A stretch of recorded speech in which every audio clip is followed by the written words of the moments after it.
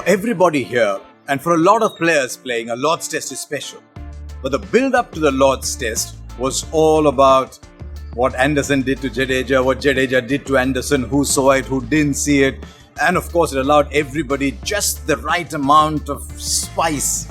A lot of people say they like the spice. I like spice on a cricket ground. I like the spice to come bat versus ball.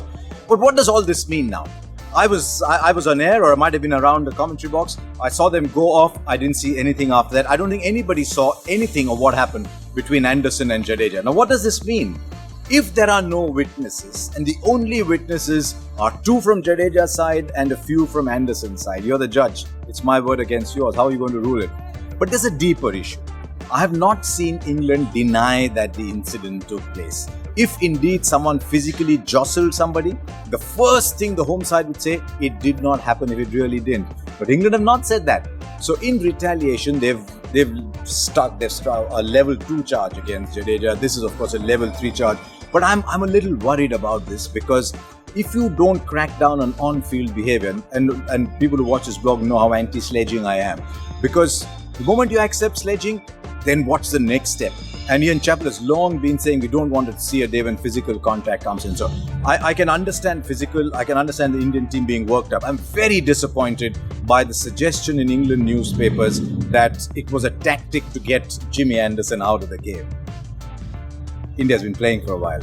Jimmy Anderson bowled 50 odd overs in the test match in Nottingham. I know it was a dead track. He got 4 wickets in 50 overs. This is not Holding and Akram and Marshall all combined. He's a very good bowler, but you don't do this. Mahendra Singh Dhoni, what's his track record?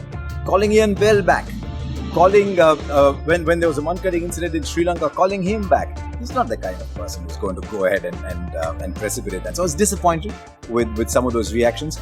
Now we look ahead. If indeed there is a level 3 charge that's proved, it's 2 test matches, maybe 3, maybe 4.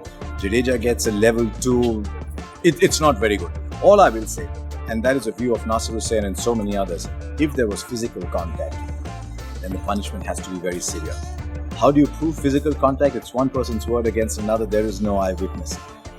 I hope it doesn't die down. Quite simply, because if it does, it might encourage the view that it's okay. So I hope it doesn't die down, but I hope we never see physical contact on the cricket ground. If you want to stay up to date with all my video blogs, hit the subscribe button.